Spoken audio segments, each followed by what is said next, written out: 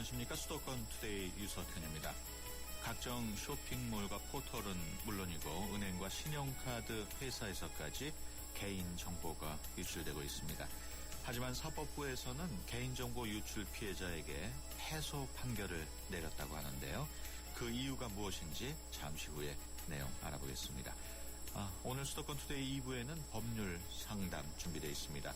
복잡한 법률 문제 있으신 분들은 서울 전화 02771국에 0945번으로 전화 주시거나 짧은 문자 50원, 긴 문자 100원의 이용료가 있는 샵 0945로 문자 주시면 됩니다. 법무법인 한별의 조상원 변호사께서 상담을 해드립니다. 오늘 방송과 관련해서 궁금하신 점이나 의견도 받고 있습니다. 4월 22일 화요일 수도권 투데이 시작합니다.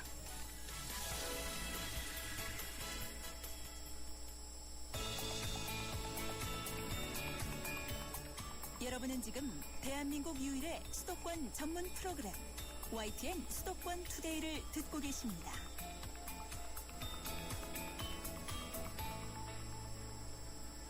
네, 투데이 이슈 점검 시간입니다.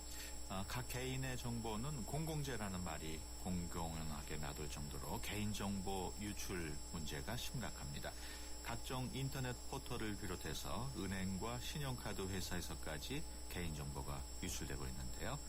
개인정보 유출 피해자들은 소송에서조차 패소하고 있습니다.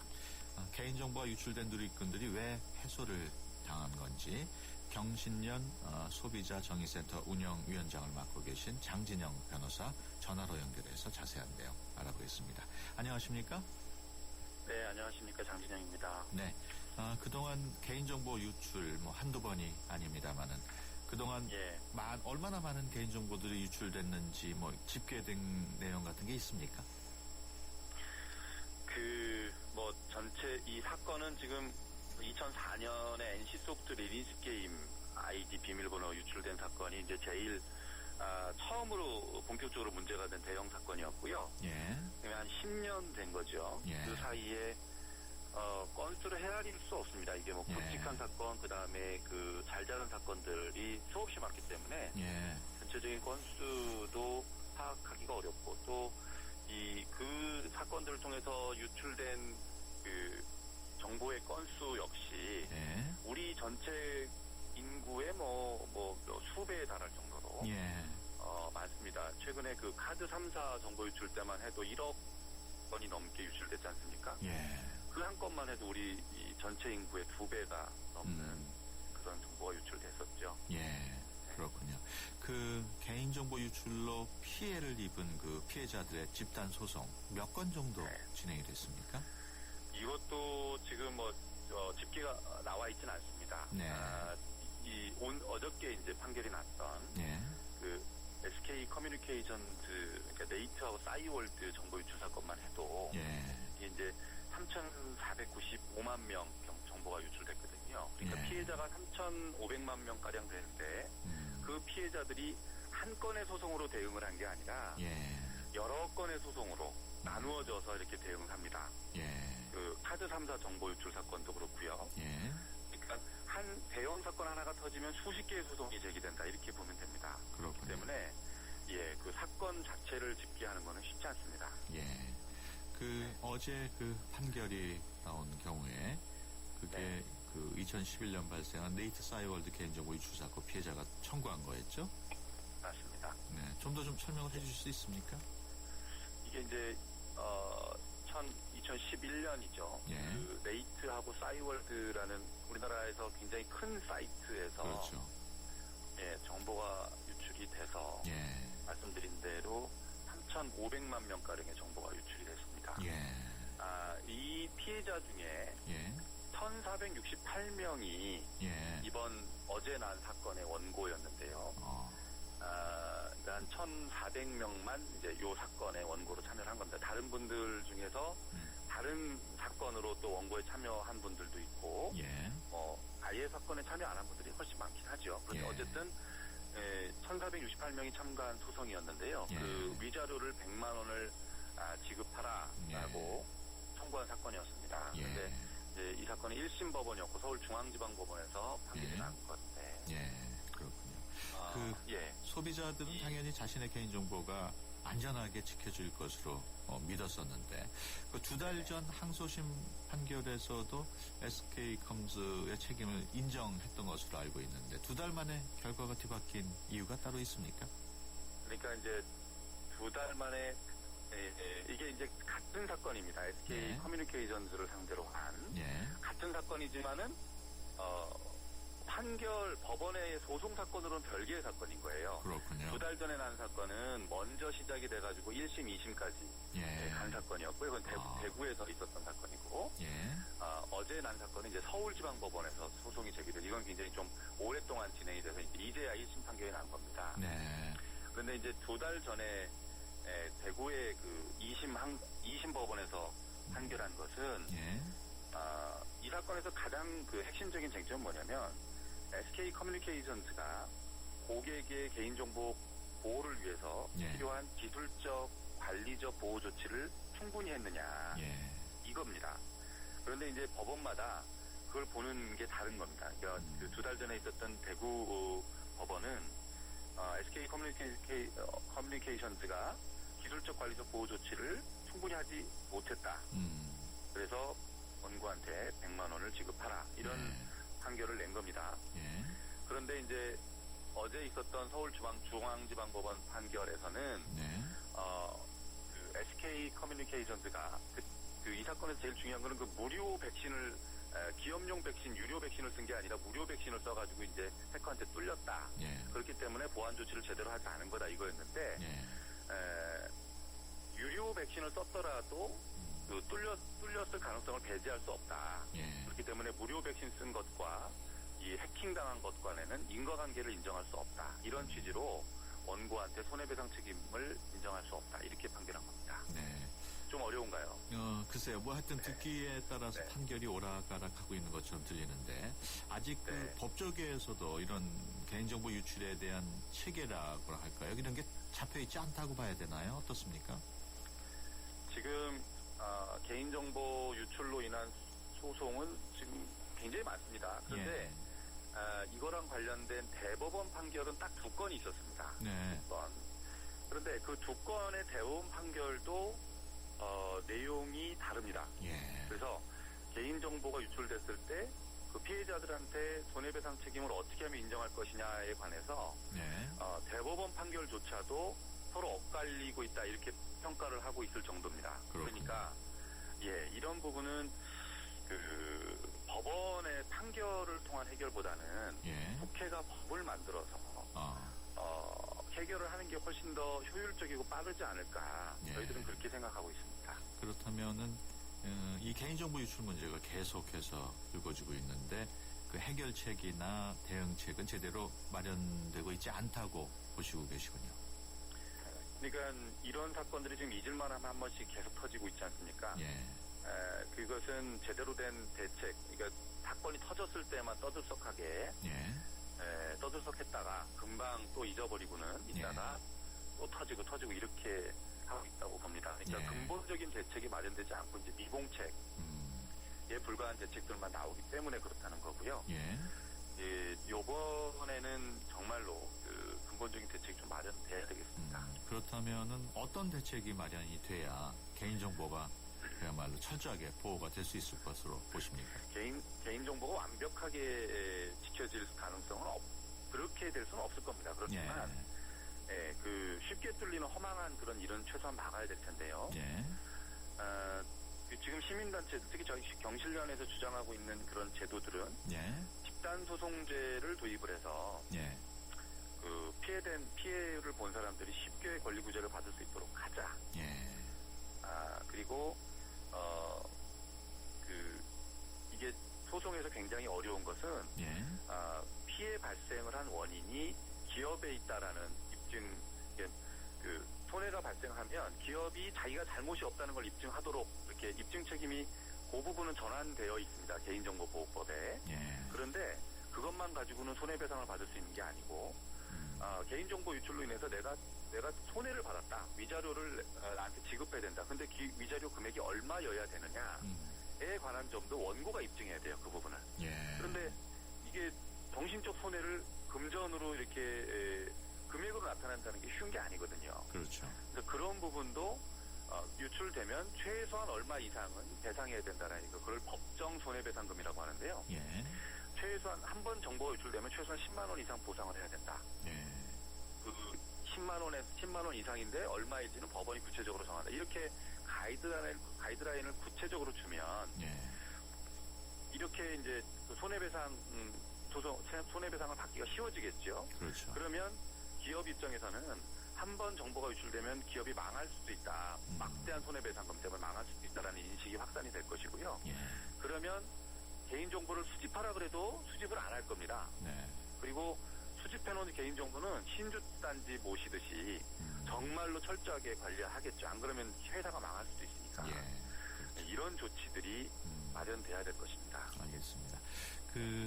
한 가지 더 여쭤보면은 최근에 개인정보 유출이 워낙 심하고 뭐 대부분 다 아까 말씀하셨듯이 전체 국민 수의 몇 배가 될 만큼 유출이 되다 보니까 주민등록번호도 좀 그 제도를 바꿔서 없애든지 새로운 걸 만들든지 해야 되지 않느냐는 주장이 나오고 있는데 그런 의견에 대해서는 어떻게 생각하십니까? 저희 경실련을 비롯한 시민단체들에서도 예. 주민번호 대체 또는 폐지에 예. 대한 주장이 지금 많이 있습니다. 네. 그러니까 지금 주민등록번호가 평생번호라는데 제일 문제가 있는 거예요. 예.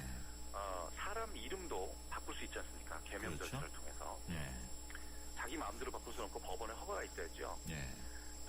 그런데 주민등록번호를 못 바꾼다는 건 그건 좀 그 상식적으로 말이 안 되는 거예요. 이게 앞뒤가 안 맞는 겁니다. 이름을 예. 바꾸는 판에. 예. 그러니까 지금 개인 주민등록번호가 이렇게 전 국민의 주민등록번호가 유출된 판에는 이거를 바꾸는 것 이외에는 주민등록번호를 바꾸도록 허가하거나 아니면 아예 없애고 다른 번호를 도입하는 것 이외에는 방법이 없습니다. 근본적인 예. 방법이. 예. 그래서 이름 바꾸듯이 주민등록번호를 바꿀 수 있도록 허가하거나 아니면 대체 번호를 도입하는 것, 이게 제일 근본적인 방법 중에 하나입니다. 예, 알겠습니다. 네. 지금까지 경실련 소비자정의센터 운영위원장을 맡고 계신 장진영 변호사와 함께했습니다. 오늘 말씀 고맙습니다. 감사합니다.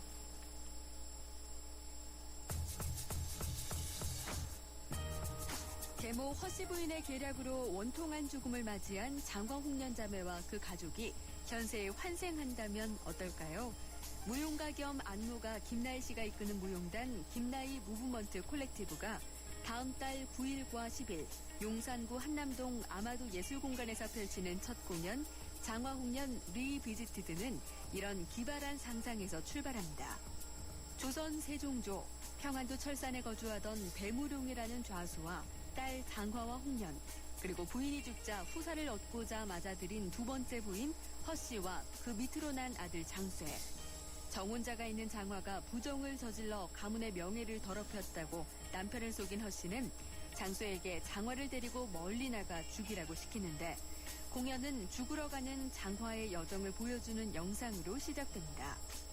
누명을 쓰고 죽음을 맞은 장화는 옥황상제의 억울함을 호소하고 아비와의 세상 인연이 미진하다며 다시 세상에서 부녀로 만나 한을 풀라는 옥황상제의 뜻을 따라 장화 가족은 환생하게 됩니다.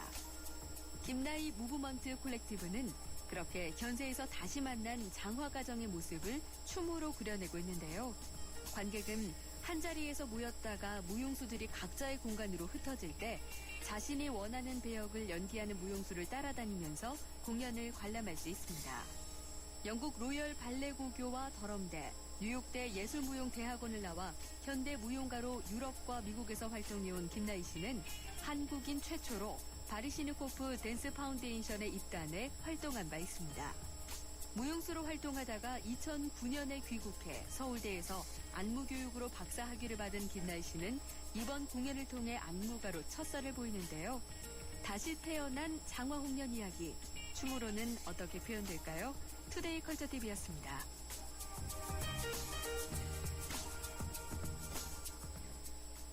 같은 차라도 타는 사람이 다르면 자동차 보험도 달라야 하는 거 아닌가?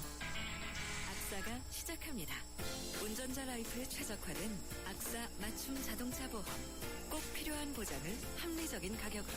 악사 홈페이지에서 5분 안에 확인하세요. 악사 다이렉트. 가입 시 유의사항을 꼭 확인하세요.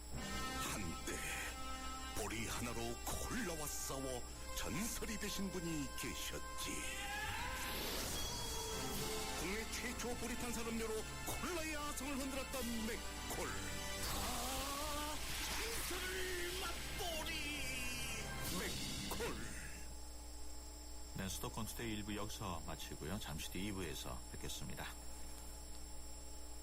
2014 YTN 연중기획 함께하는 미래 창조 대한민국 한국 홍보 전문가 서경덕 성신여대 교수입니다. 올바른 역사를 인식하는 것, 그리고 올바른 역사를 교육시키는 것, 그게 바로 대한민국의 미래가 아니겠습니까? 요즘 청소년들에게요, 이 3.1절이 3.1절이라는 대답을 듣곤 합니다. 그럴 때마다 제가 가장 크게 느꼈던 건 우리의 역사의 가장 큰 적은 일본 정부나 중국 정부가 아니라 바로 우리들의 무관심이었다고 봅니다. 앞으로 우리 국민들이 한국사에 더 관심을 갖고요. 한국사를 통해 세계사를 바라보고 세계사 속에 글로벌 시대를 맞는 우리 대한민국의 더 밝은 미래를 창조해 나갔으면 좋겠습니다. 2014 YTN 연중기획 함께하는 미래 창조 대한민국 이 캠페인은 고객과 함께하는 솔루션 파트너 LG화학과 함께합니다.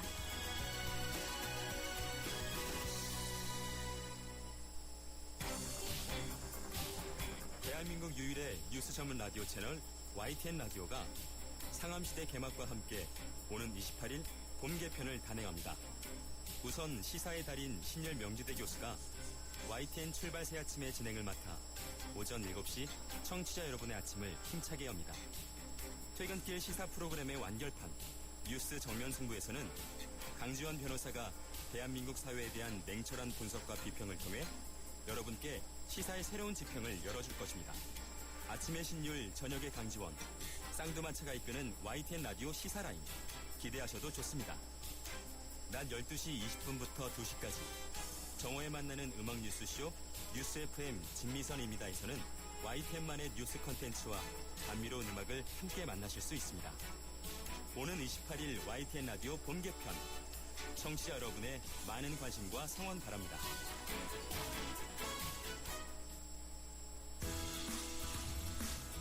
좋은 정보 다 모여있는 YTN FM 라디오 오늘 함께하는 이 하루가 좋은 걸 유익한 라디오 수도권 투데이 YTN 수도권 투데이 네, 수도권 투데이 2부 시작하겠습니다. 생활 속에 발생한 일들에 대한 법적인 관계 어떻게 정리해야 할지 궁금하신 분들 계시죠? 02-771-0945로 전화 주시거나 샵0945로 문자 주시면 됩니다. 짧은 문자 50원, 긴 문자 100원의 이용료 있고요. YTN 라디오 어플리케이션 예스로도 참여하실 수 있습니다. 수도권 투데이 2부는 수도권 뉴스 브리핑으로 시작합니다. 이윤지 아나운서 전해주세요. 네, 수도권 뉴스 브리핑입니다. 새누리당 권은희 의원이 세월호 침몰 사고 현장에서 실종자 가족 행세를 하는 선동꾼이 있다는 다른 사람의 글을 SNS에 올려 논란이 일고 있습니다. 권 의원은 지난 20일 자신의 페이스북에 실종자 가족 행세를 하며 정부를 욕하고 공무원들의 뺨을 때리며 선동하는 사람들이 있다는 다른 사람의 글을 게재했습니다.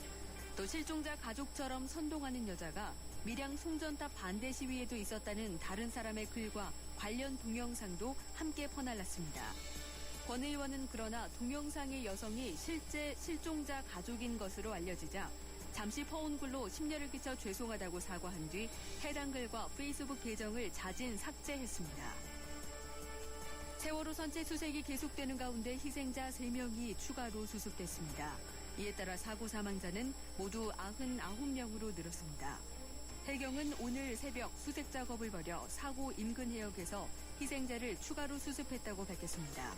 지금까지 생사가 파악되지 않은 실종자는 모두 203명입니다. 진도 여객선 침몰 사고로 6.4 지방선거 경선 일정이 연기되면서 중앙선관위가 당내 경선 위탁 기간을 25일에서 30일로 닷새 연장했습니다. 특히 정부가 특별 재난 지역으로 선포한 경기도 안산시와 전남 진도구는 위탁 기간을 다음 달 11일로 연장했습니다.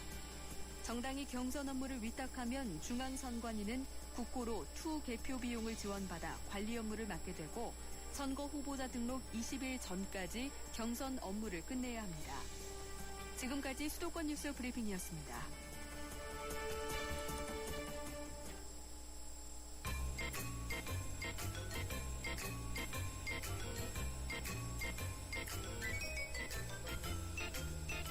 더불어 모두가 행복한 사회를 꿈꾸며 여러분의 법에 관한 모든 궁금증을 해결해드립니다.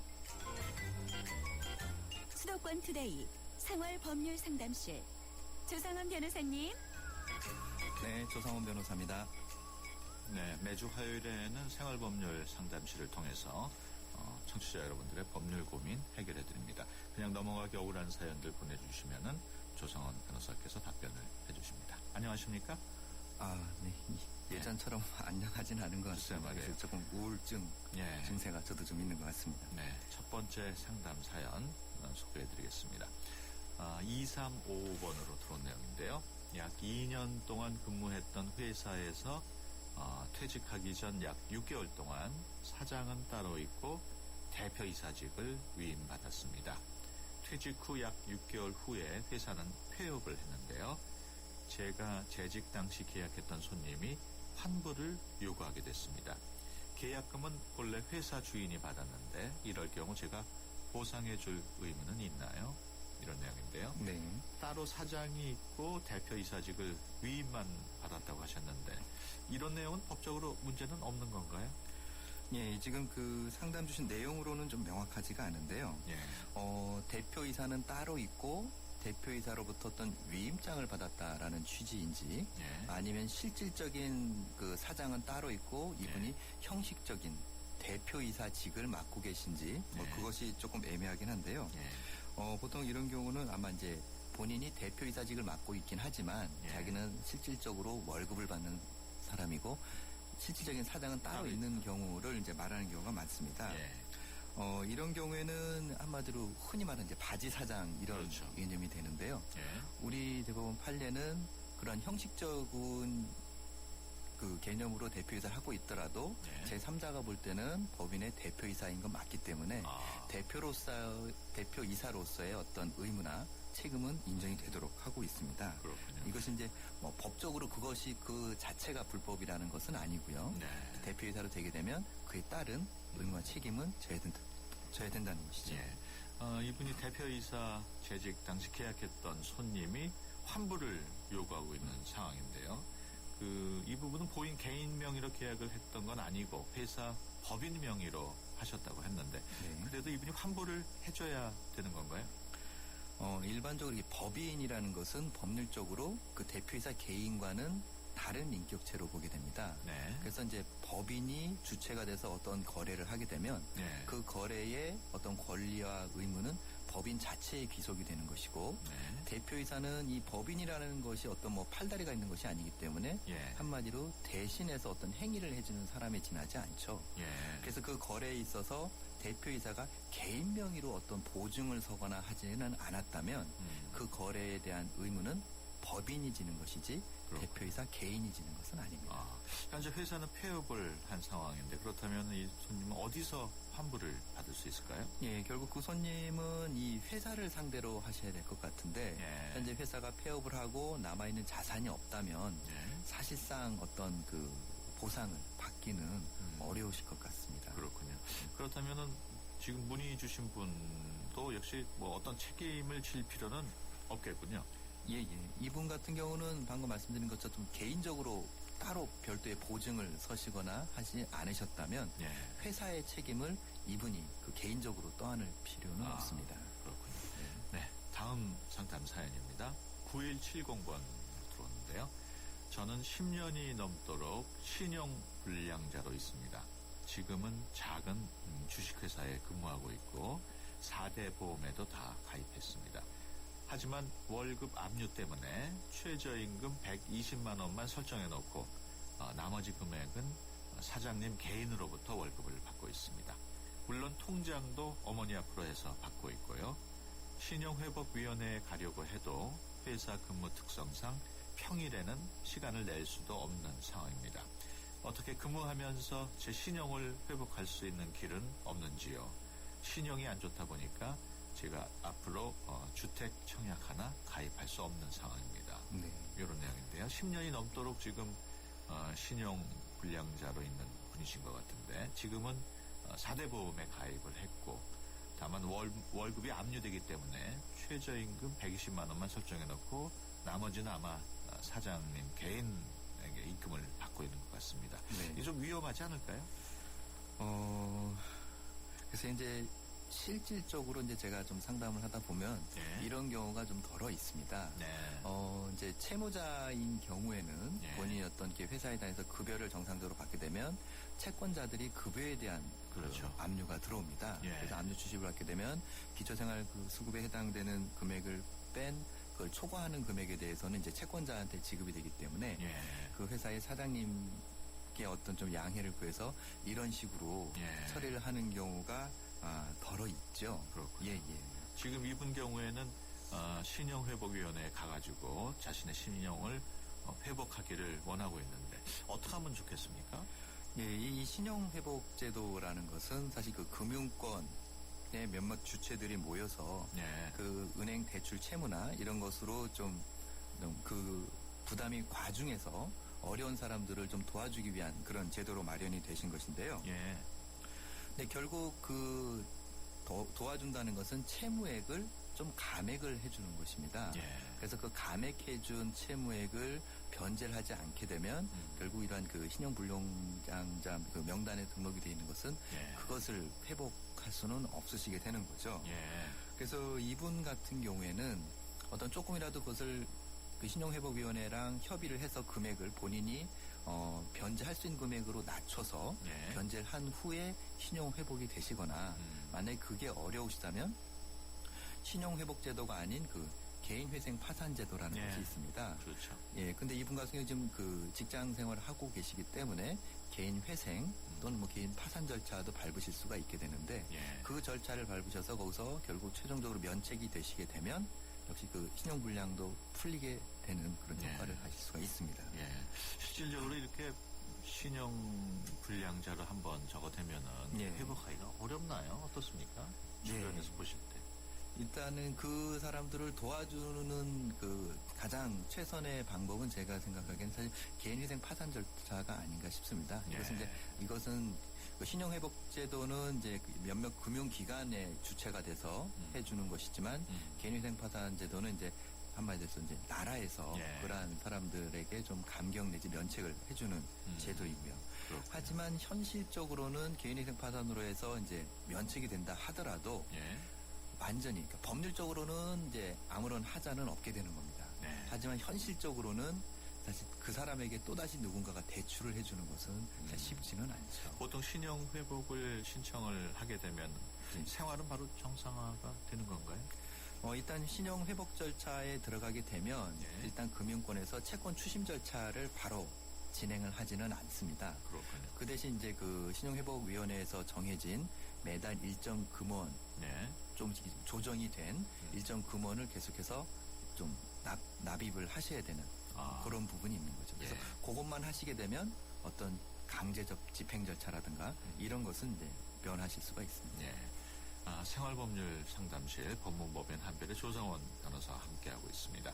법률 상담 필요하신 분은 50원의 유료 문자 샵 0945로 법률 상담 신청합니다라고 적어서 보내주시거나 서울 전화 02771국에 0945로 전화하셔서 성함하고 전화번호 남겨주시면 저희가 연락을 드립니다. 계속해서 세 번째 사연입니다. 4982번으로 들어온 내용인데요. 제 택지는 동향이고 앞에 땅은 서향입니다. 이번 여름에 2층짜리 집을 지을 예정입니다. 그런데 제 택지 바로 앞에 합치면 5층 건물이 들어서려고 허가 중인가 봅니다. 그러면 제 집에는 오전 오후 해가 하나도 들어오지 않게 됩니다. 건축과에 문의했더니 남쪽 방향 이야기만 하고 동쪽이라 관련이 없다고 합니다. 그래서 설명을 했더니 이해는 한다고 하면서도 따로 방법을 알려주지는 않고 있습니다. 5층짜리 건물 허가를 내지 못하게 할 방법은 없을까요? 이런 질문 내용인데요. 네. 아마도 일조권에 대한 내용인 것 같은데 네네. 원래 일조권은 법적으로 보호를 받을 수 있죠? 예, 보호받을 수 있습니다. 일반적인 주택 있어서 이런 일조권, 조망권, 또는 이게 사생활의 보호 등과 같은 것은 어떤 건강한 주거 생활을 영위하기 위해서 필요 불가결하게 인정되는 이제 환경권 개념이 들어가게 됩니다. 그래서 이 부분은 그 수인 한도를 넘는 침해가 이루어진다면 법적으로도 보호를 받으실 수가 있습니다. 그렇군요. 지금 상황은 앞에 5층짜리 건물이 들어서게 되면은 오전과 오후에 해가 하나도 들어오지 않을 것 같다고 하는데 그렇다면 일조권이 심각하게 피해를 받는다고 봐야 되겠네요. 예, 만약에 그렇다면 심각한 피해라고 볼 수가 있습니다. 이런 일조권이나 조망권과 또 상충되는 것이 아마 한마디로 그 개인적인 재산권 행사와 관련이 될 수가 있는데요. 앞에 땅 부지 소유자는 당연히 그 땅에다가 건물을 지을 수 있는 권리가 있는데 그 뒤쪽에 있는 건물 때문에 뭐 앞을 막는다고 해서 건물을 뭐 높게 못 짓는다고 하면 그 사람의 또 개인 그 사유 재산권이 침해가 되는데요. 그래서 우리 그 법원은 그 중간선에서 어떠한 그 일정한 기준을 가지고 판단을 하고 있습니다. 그래서 이러한 그 일조권에 대해서 예를 들어드리면 우리 동짓날을 기준으로 오전 9시부터 오후 3시 사이에 연속해서 2시간 이상 그 햇빛이 들어오는지 아니면은 오전 8시부터 오후 4시 사이에 총 4시간 정도의 그 일조량이 확보가 되는지를 기준으로 판단을 합니다. 그래서 그런 정도의 일조량이 확보가 된다면 이 정도는 좀 이 수인 한도 내이기 때문에 어떤 일조권 침해라고 보기 어렵지만 그 두 개도 해당되지 않을 정도로 일조량이 적다면 이것은 수인 한도를 넘는다고 봐서 그 앞에 공사를 할 수 있는 것을 어느 정도 제한을 할 수 있도록 그렇게 하고 있습니다. 그렇다면 이분이 주신 분은 이거 어떻게 대응을 해야 하나요? 그 5층짜리 건물. 현재 만약에 공사가 진행 중이거나 아직 시작 전이라면 그러한 그 사정을 근거로 해서 뭐 공사 중지 가처분이라는 걸 할 수가 있습니다. 한마디로 이제 공사를 하게 되면 그 공사의 설계 도면이나 이런 것들이 미리 나와서 이것이 몇 층짜리 건물인지를 알 수가 있는데 이것이 몇 층 이상 올라가게 되면 죄송합니다. 그 일조량을 가리기 때문에 나에게 수인 한도를 넘는 피해가 있다. 그렇기 때문에 그 층수를 몇 층 이상 올리면 안 된다라는 그런 공사 중지 가처분 신청을 하실 수가 있습니다. 그렇군요. 지금 말씀하시는 도중에 문자로 들어온 내용이 있는데요. 1613번. 이것도 아마 그 약간 관련이 있는 것 같은데 아파트 단지 앞에 유치원 건립으로 조망권 등 시세 하락의 영향을 받을 것 같습니다. 피해가 제일 많은 1층에서 주도적으로 해결을 위해 애를 썼고 합의금을 받았는데 어떻게 나누는 게 좋은지요. 어떤 명목으로 준 건지 또 누구에게 준 건지는 명확하진 않습니다. 지금 아마 조망권 관련해서 합의금을 받긴 받았는데 이게 주민들한테 어떻게 나눠 갖는 게 좋을지를 물어보셨네요. 이런 경우 이제 아파트처럼 여러 세대가 함께 거주하는 그 건물 앞에 이런 뭐 유치원이라든가 어떤 건물이 들어섰을 때 그거에 대한 합의나 이런 것은 아파트 단지가 전체로 하는 것이 아니라 그 세대별로 어떠한 그 한마디로 합의 권리가 있게 되는 겁니다. 그렇군요. 즉 그 유치원이 건물이 들어섬으로 인해서 그 1층에 있는 같은 세대라 하더라도 그 위치가 어디냐에 따라서 그 조망권이나 일조권이 다 달라질 수가 있거든요. 그렇죠. 그렇기 때문에 세대별로 그러한 그 침해 정도가 다를 수 있기 때문에 사실 유치원 입장에서는 세대별로 그 수인 한도를 어느 정도 침해하느냐에 따라서 합의를 별도로 해야 되는 거죠. 그래서 어느 한 집과 합의를 했다고 해서 다른 집은 합의를 못하고 그런 것은 아닙니다. 그렇군요. 계속해서 다음 사연입니다. 5112번으로 들어온 내용인데요. 지난 10년 동안 새로 짓거나 팔려서 없어진 집들 때문에 마을이 많이 바뀌었습니다. 기존의 길들도 없어졌는데 이번에 갑자기 내용 증명이 왔습니다. 우리 건물 바로 앞이 자기 땅이라면서 갑자기 땅 주인이 나타나서 사용료를 내라고 하는데 어떻게 대처해야 할지 몰라서 질문을 드립니다. 워낙 예전에 거래됐던 지역이다 보니까 반듯하지가 않고 저희 땅 중에 일부가 다른 사람의 땅에 둘러싸인 형태로 약 7평 정도가 있더라고요. 그 땅은 헛간으로 사용 중이고 길로 쓰던 부분은 그 주변입니다. 저는 어떻게 해결을 해야 할까요? 이런 네. 내용인데요. 10년 동안 써오던 길과 관련해서 네. 갑자기 이제 내용 증명을 받은 건데 어떻게 따로 이용료를 내야 됩니까? 이런 경우에? 예, 이런 경우에 좀 간단하게 생각하시면 예.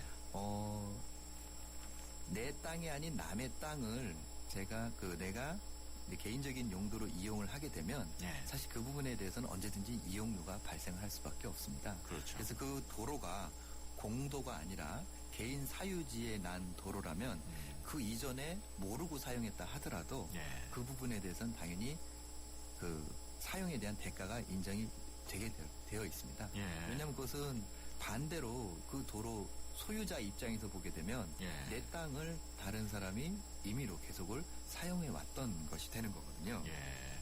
그러니까 이 경우에는 지금 내용 증명까지 받았단 말이에요. 예, 예. 그러면은 이제 어떻게 대응을 해야 될까요? 예, 그럼 결론적으로 말씀드리면 사실 그 이용료를 협상을 해 보시는 것이 맞을 것 같고요. 그렇군요. 이분 같은 경우에는 오히려 반대로 생각을 하게 되면 그 사유지이기 때문에 사실 그 사람이 어떤 절차를 거쳐서 거기를 다른 용도로 사용해 버리게 되면 예. 사실 길을 돌아서 가야 되는 그런 문제가 발생할 수도 있습니다. 그렇군요. 또 한편으로 우리 민법에는 어떤 사용하고 있는 토지가 있는데 그 토지가 어떤 도로와 연결이 되어 있지 않다면 예. 남의 그 옆에 있는 남의 땅을 통해서 그 도로에 연결을 할 수 있는 그 네. 주의 토지 통행권이라는 것이 있습니다. 그래서 도로에 가는 그 최단 거리를 이용할 수 있는 권리는 있지만 예. 한편으로 그 경우에도 그 도로 사용료는 지급을 하도록 그렇게 되어 있습니다. 그렇군요. 예. 생활법률 상담실 법무법인 한별의 조성원 변호사와 함께하고 있습니다. 샵 0945번으로 문자 주시거나 02771국에 0945번으로 전화 주시면은 상담을 해드립니다. 짧은 문자 50원, 긴 문자 100원의 이용료 있고요. YTN 라디오 애플리케이션 예스로도 참여하실 수 있습니다. 계속해서 다음 사연 보겠습니다. 3812번으로 들어온 내용인데요. 주차할 때 뒤에 뭐가 걸려서 차를 뒤로 완전히 넣지 못하고 다른 차보다 앞으로 한 5cm 정도 차를 빼놨습니다. 누가 제 차 앞에 이중 주차한 차를 밀다가 제 차와 닿아서 문 쪽에 긁힘을 당했습니다. 제가 주차를 잘못해서 긁혔다면서 저보고 보상을 요구하는데 이게 말이 되는 건가요? 네. 보통 주차를 할 때 차를 뒤까지 완전히 넣기도 합니다만은 네네. 이분은 아마 뒤에 뭐가 걸려서 차를 조금 앞으로 예.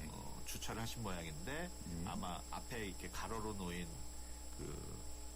차를 밀다가 예. 이렇게 됐다고 하는데 보통 이렇게 주차를 완전히 안 한 것도 법적으로 문제가 되나요? 그것이 문제가 되지는 않습니다. 네. 그 주차 공간이라고 이렇게 박스를 그려놓은 그 안에 딱 맞춰서 들어가야만 한다라는 것은 없고요. 그렇겠죠. 그리고 이분 같은 경우 5cm 정도 벗어났다라는 것은 이런 정도의 그것은 흔히 그렇죠. 누구라도 있을 수 있는 부분이고요. 예. 그렇기 때문에 이 주차를 5cm 나오게 한 것이 잘못됐다라는 볼 수는 없습니다. 그렇군요. 이분은 그러니까 이중 주차한 차를 딴 사람이 밀다가 이분 문의 주신 분 차와 닿아가지고 문 쪽에 이제 흠집이 난 건데 네. 이럴 때는 민 사람이 잘못인가요? 그렇죠. 이런 경우에는 당연히 이제 통로 주차되어 있는 차를 밀 때는 그 미는 방향으로 다른 차와 부딪히는지 여부를 먼저 확인을 하고 그거를 밀어야 되는 것이죠. 그렇기 때문에 이 접촉사고의 일단 가장 큰 책임은 그 통로 주차된 차량을 민 사람에게 있다라고 볼 수가 있겠습니다. 그러면 차를 민 사람이 지금 보상을 요구하고 있는데 보상 안 해줘도 되겠네요.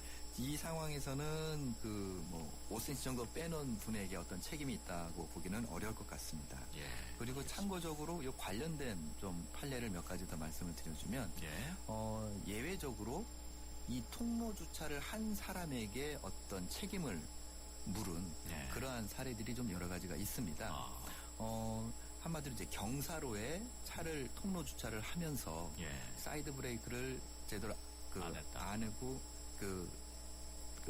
고인목만 해놨다가 그것을 차를 빼기 위해서 미는 사람이 힘에 붙여서 그 차에 받쳐서 다치거나 사망을 한 그런 사례가 있었는데요.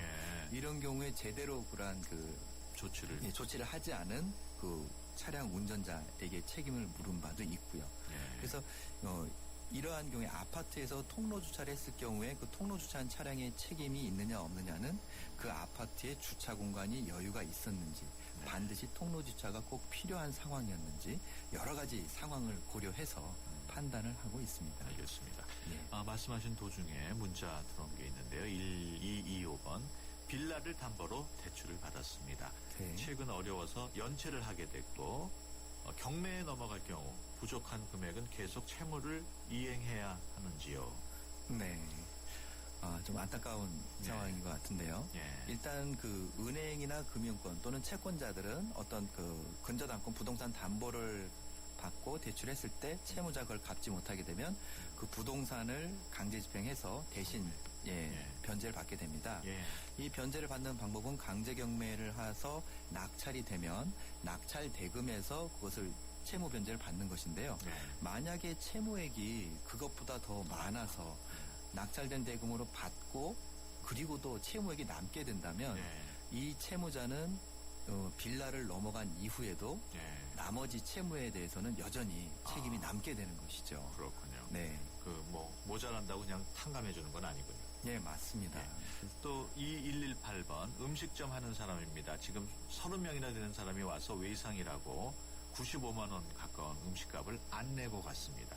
연락처만 받았는데 자꾸 기다리라는 말만 하고 한 달이 되도록 주지 않습니다. 어떻게 해야 되나요?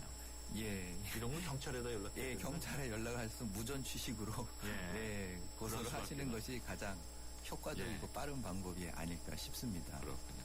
네, 지금까지 법무법인 한별의 조상원 변호사와 함께 생활법률 상담했습니다. 오늘 말씀 고맙습니다. 네, 고맙습니다.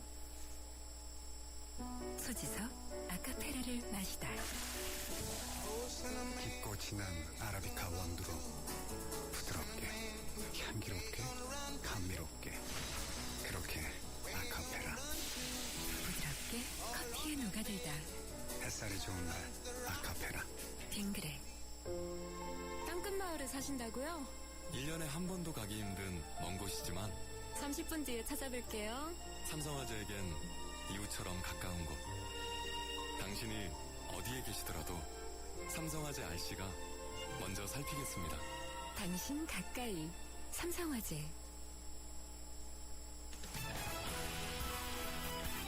네, 수도권 투데이 오늘 순서 여기까지입니다. 내일 오전 9시 10분에 다시 찾아뵙겠습니다. 지금까지 프로듀서 박준범, 기술감독 안홍진, 구성작가 최유미, 진행의 유석현이었습니다. 함께해 주신 여러분 고맙습니다.